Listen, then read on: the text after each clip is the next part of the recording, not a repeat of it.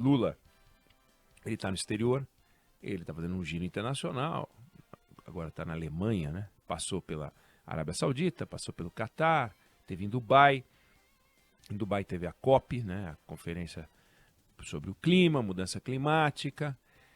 E é o seguinte, dá para dizer o que quiser dessa viagem do presidente Lula. Menos que ela foi neutra. Ela não foi neutra. E eu digo neutra porque numa única viagem o presidente brasileiro se manifestou, além de mudanças climáticas, claro, que era o tema do principal evento, sobre 3 assuntos dos mais comentados do momento na política internacional. Ele se manifestou sobre o referendo da Venezuela, sobre a anexação de um pedaço gigante, 2/3 do território da Guiana. Ele se manifestou sobre a guerra na Ucrânia. Ele se manifestou sobre a guerra Israel-Hamas. Não tem uma regra, não existe uma regra sobre como os presidentes devem se manifestar a respeito de assuntos internacionais. Não tem um protocolo presidencial, né? Um documento que o presidente recebe quando toma posse. Está aqui, ó, a ONU. A ONU definiu que você só pode falar isso sobre esses assuntos, não tem nada disso. Mas, de uma forma geral, os presidentes que são mais cuidadosos, mais cautelosos, eles buscam falar o mínimo possível sobre aquilo que não tem relação direta com o país que eles presidem. E sempre muito para preservar os interesses nacionais. E guardam as energias para se manifestar quando um interesse próprio, o interesse do país, está em jogo. Aí sim, aí se posiciona, né? E o que recomenda, então, a prudência diplomática, né? Que quando você é perguntado sobre o assunto, né? Bom, você foi perguntado sobre o assunto, é o caso do presidente Lula. Bom, não ia falar, mas me perguntaram. Em geral, de novo, inspirado em presidentes cuidadosos, você se sai por tratados internacionais que o teu país assinou, você se sai para uma orientação geral da ONU, você se vale de valores consagrados, democracia, liberdade, soberania nacional, e evita, assim, tomar uma posição que pode lhe criar problemas. Então, caso da Venezuela. O ditador Nicolás Maduro fez ontem um referendo, 90 e tantos por cento, 96% de aprovação, 94%, sei lá, um monte, para perguntar para o povo venezuelano o seguinte: você acha que a gente deve anexar ou não um território que hoje é da Guiana? 2/3 da Guiana. Lugar onde está rico de petróleo, rico em água. E aí, o presidente foi perguntado sobre isso numa entrevista coletiva que ele deu em Dubai, antes de embarcar para a Alemanha, onde ele está. Aí ele disse o seguinte, que Maduro e o presidente Ali da Guiana deveriam ter bom senso. Na verdade, ele falou que Venezuela e Guiana deveriam ter bom senso. Os dois países deveriam ter bom senso, ele disse. Ele pediu bom senso aos dois. Mas vem cá, quem está fazendo o referendo é a Venezuela, é o ditador Maduro, não é o Irfan Ali da Guiana, é o Maduro. Então, quem é que tem que ter bom senso? O agressor ou tanto o agressor quanto o agredido? O ameaçador ou tanto aquele que ameaça quanto o que é ameaçado ou que se sente ameaçado por um referendo desse? Pois o presidente igualou, ele disse, pedindo bom senso aos dois. Que bom senso você pode pedir para quem está tendo o seu território em discussão? A loucura é do Maduro. Ele é que tem que ter o bom senso cobrado. Ele é que tem que ser cobrado. Ele é que tem que ter a orelha puxada. Mas o presidente Lula preferiu distribuir a responsabilidade para os dois. O presidente deu uma entrevista, essa foi uma coletiva, como eu disse, em Dubai, a caminho da Alemanha. Mas ele deu também uma longa entrevista para a TV Al Jazeera, entrevista daquelas em que o entrevistador e o entrevistado ficam sentados frente a frente com uma poltrona, entrevista longa de vários temas e tal. E nessa longa entrevista, só fazendo um parênteses, em setembro, Lula tinha sido perguntado sobre a guerra da Ucrânia e perguntado, escuta, e se o Putin vier ao Brasil para o encontro do ano que vem do G20? Aí o presidente Lula já tinha dito, olha, ele não vai ser preso. Perguntaram sobre a prisão do Putin. Por quê? Porque tem um mandado de prisão internacional contra o Putin, que foi definido por um tribunal, Tribunal Penal Internacional, que foi criado por um tratado internacional do qual o Brasil é signatário. Quer dizer, o Brasil assinou um tratado, porque quis.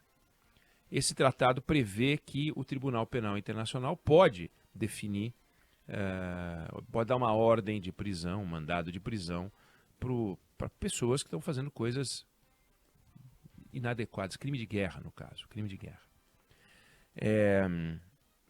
Os Estados Unidos não assinam esse tratado, o presidente Lula falou já em revisar esse tratado, a assinatura do Brasil, porque se os Estados Unidos não estão, por que a gente teria que estar?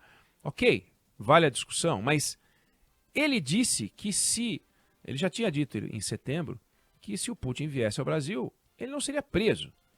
Poxa vida, mas o Brasil tem um documento assinado que chancela as decisões do Tribunal Penal Internacional e falou em prisão do Putin. Claro que a Polícia Federal não vai prender o Putin, imagina a confusão, mas simplesmente mandou um alerta para ele nem vir.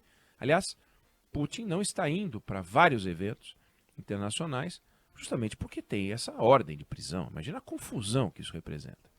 Aí ele foi entrevistado pela Al Jazeera, pelo repórter da Al Jazeera, perguntou para ele e ele falou, olha, se vier ao Brasil, eu vou dar garantia de que ele vai ser respeitado, que ele não vai ser molestado, é o mínimo que eu posso fazer. Essa declaração não passou em branco, porque, puxa vida, tem um tratado. O Brasil assinou o tratado porque quis. É um tratado assinado pelo Brasil, não interessa se por este governo ou por governo anterior, mas é um tratado. Aí tem uma ordem de prisão dada pelo tribunal, definido pelo tratado, e ele diz que vai segurar, vai proteger o Putin, ele não vai ser molestado. Ele deveria dizer ele poderia até dizer que ele recomenda ao Putin, quer dizer, ele não vai se envolver nas discussões da decisão do tratado, vai discutir a presença do Brasil no tratado, mas que ele recomenda ao Putin que tome todas as cautelas necessárias para evitar um constrangimento. Ok, mas não, ele diz que vai garantir. Segundo ponto, então. Ele falou da Venezuela, falou do Putin. E deu uma frase pró-Putin, favorável ao Putin, né? Sobre a guerra de Israel e o Hamas, é o tema mais delicado do momento. Mais delicado do momento. Porque o Hamas faz um ataque terrorista matando 1.000 e tantas pessoas inocentes, invade o território israelense e faz uma devastação, uma chacina, um negócio horroroso. E depois, agora, usa como argumento que Israel está atacando civis, crianças, mulheres, que estão morrendo mulheres e crianças. E estão morrendo mulheres e crianças, criando para o governo de Israel um problema. E é um problema. Porque o grupo terrorista, ele é terrorista do começo ao fim. Então ele faz o ataque covarde e depois, de forma covarde, esconde suas bases em hospitais, em escolas e obriga, em caso de ataque, Israel a administrar a imagem internacional de ter atacado e matado criança e mulher. E matou um monte. O mundo olha para isso e diz, mas não é possível que uma criança tenha que morrer. Não é possível que uma mulher tenha que morrer. Não tem nada a ver com isso. Pessoas inocentes estão morrendo. Verdade, pessoas inocentes estão morrendo. Os palestinos não têm nada a ver com Hamas. Bom, os jovens que estavam numa rave e todos os que morreram em Israel não tem nada a ver com as decisões do governo de Israel, com a forma como administram a criação do Estado palestino ou não administram. Isso é uma outra questão. A pessoa estava na rave lá dançando e é morta a tiros por um terrorista que se sente absolutamente à vontade para fazer o que fez. Não tem problema nenhum, não tem compromisso nenhum. Veja como é uma questão delicada. Não dá para dizer que Israel não tem um desafio, tem um mega desafio. O Hamas é que tá nem aí, tá nem aí. Usa de forma covarde as vítimas, os inocentes de Israel, depois usa de forma covarde os inocentes da Palestina. Esse é o grupo terrorista. Então, numa guerra entre Israel e o Hamas, que é o tema delicado, olha, menos é mais. Menos é mais. Não falar é a melhor coisa. Aí o Lula diz o seguinte: primeiro bate no Trump, no Biden. Eu não consigo compreender como um homem da importância do presidente Biden, presidente do país mais importante do planeta, não tenha tido a sensibilidade de dar um grito para parar aquela guerra. Ele tem muita influência sobre Israel, tem muita influência econômica, financeira, militar, política. Então poderia ter parado aquilo. Olha a gravidade da afirmação. Biden poderia ter parado a guerra primeiro.